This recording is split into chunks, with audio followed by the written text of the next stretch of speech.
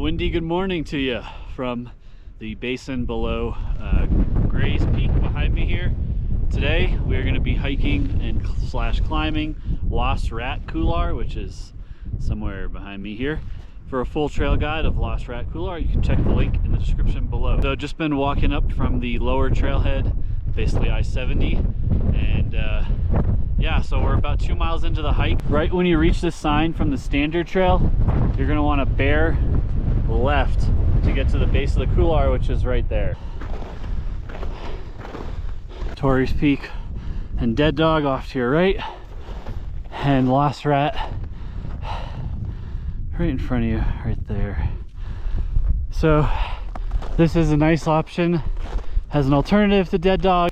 40-45 degrees, and it's northeast facing, so have a little bit more time to let it warm up versus east facing Dead Dog. Just like Dead Dog, you'll have to either wait until the upper trailhead melts out for about a 6.5 mile round trip hike up to Gray's, which is a 14er, or you can start from the bottom, and that's about 10 to 12 depending on how far up you're able to get. Either way, lots of vert, and yeah, quite a long morning to get to the base of this couloir here. You have a number of different options to get up to the base of this thing right here. We're going to kind of hook right and left and then go up.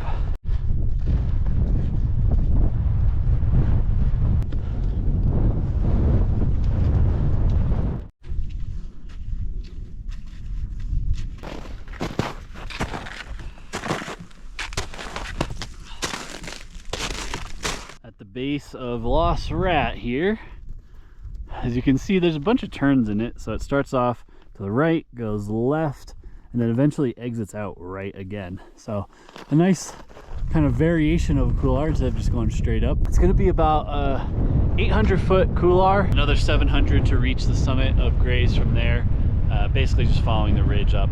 Obviously, if you're going to attempt this, make sure you have good avalanche conditions and proper knowledge on them.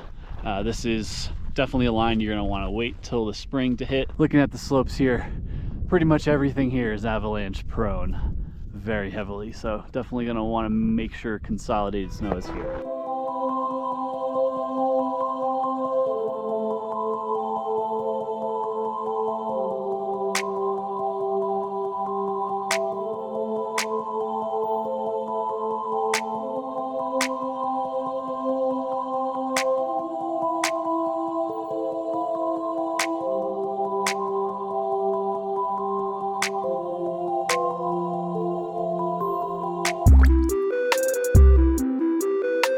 Transition to crampons.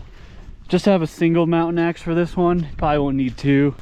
Big old helmet as well. There's a slight booter right here, which I'm very excited about. Looking down, climbed 100 feet or so. Beautiful view of Kelso Mountain, Kelso Ridge, and then Torrey's is out of view there. You got Rick behind me here, hopefully showing you some kind of idea of how steep it is. About maybe halfway up, and as you can see, as you get up, there's a fork to the right you want to avoid, and you want to go left. That's the exit out of here.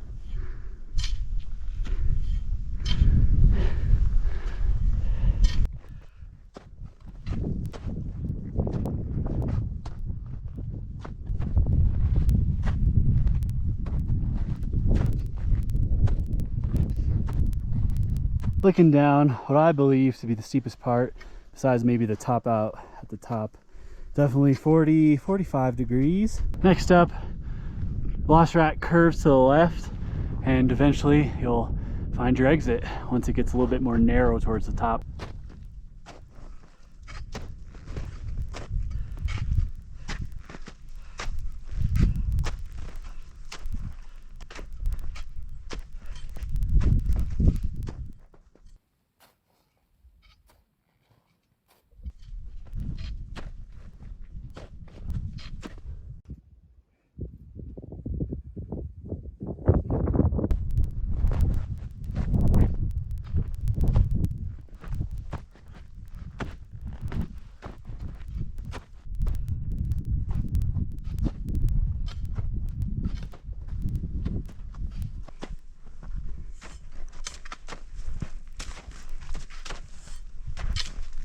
Yeah.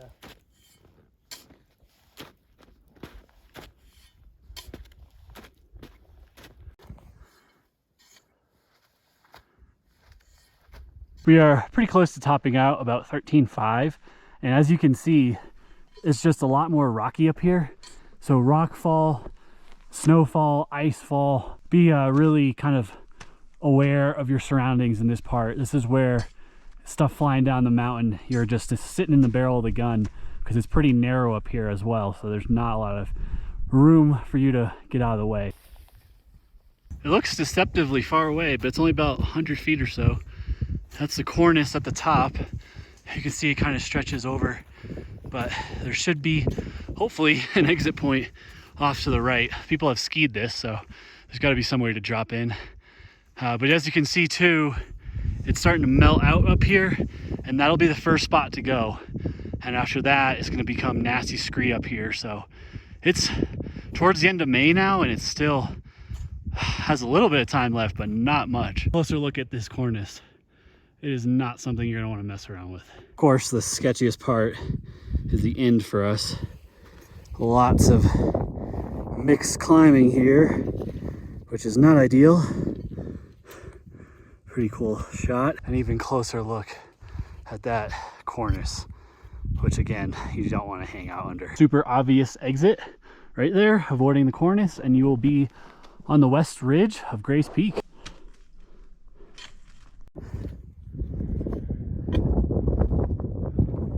Topped out of Lost Rat. The end was sketchy, man. Holy crap. Usually this thing stays in till later in the year, but it's middle of May and it's out. You wait another week and you're screwed. You'll be cliffed out, or not cliffed out, but like you'll run out of snow at the top.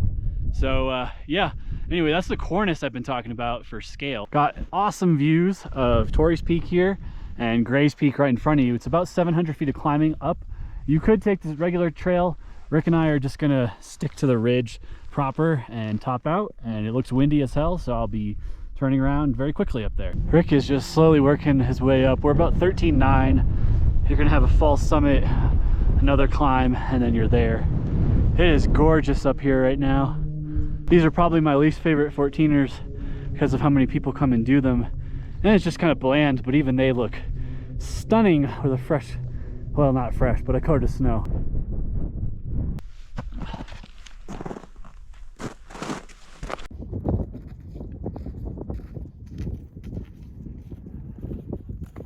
Summit of Gray's Peak. Rick's right on the true summit there, looking over to Torrey's. It's pretty windy up here, but not terrible.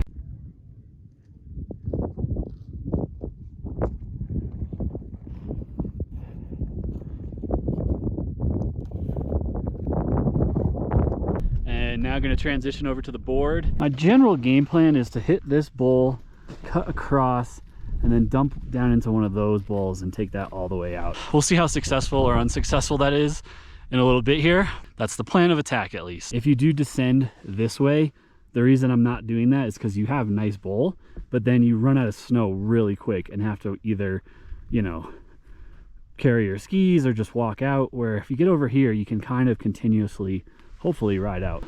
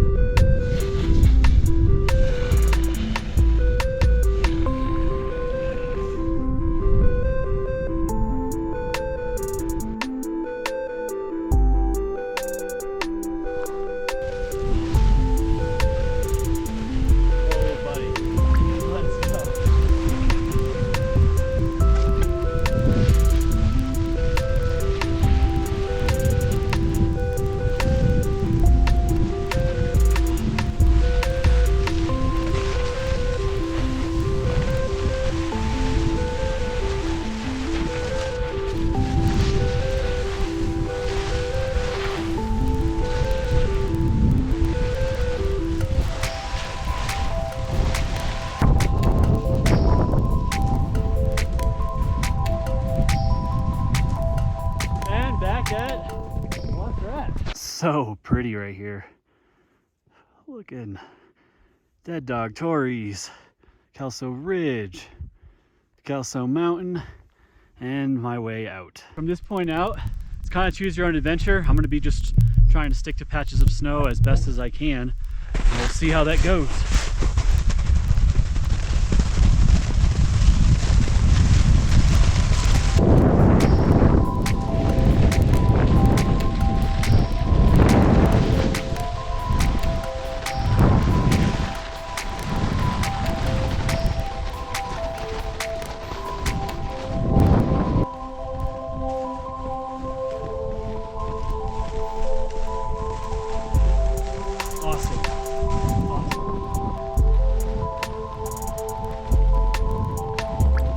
For those wondering where Rick went, I kind of feel bad. He's walking down.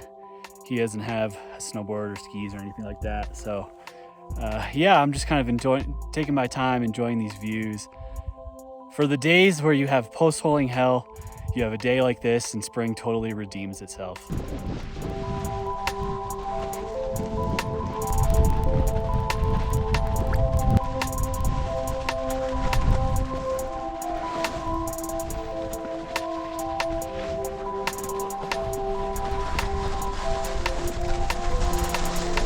As you get towards the bottom here, if you do take the drainage out, you're literally over a drainage. So snowmelt, a stream, a river, whatever you want to define it as, that's right here. So really be careful not to fall in. Stick to the banks or just get off and walk. Headed down Grayson Torreys, whatever this road is called, the road up to the upper trailhead. Rick and I had different experiences coming down. His was a lot of post-holing, which is kind of to be expected this time of year. The board down from Gray's, obviously there's a couple sections I had to walk and transition, which is never super fun, but overall, I mean, just having done Torreys down Y or Tuning Fork, like this exit is 1,000,000 times more fun, better, easier, less bushwhacking, easier to make a consistent line from top to bottom.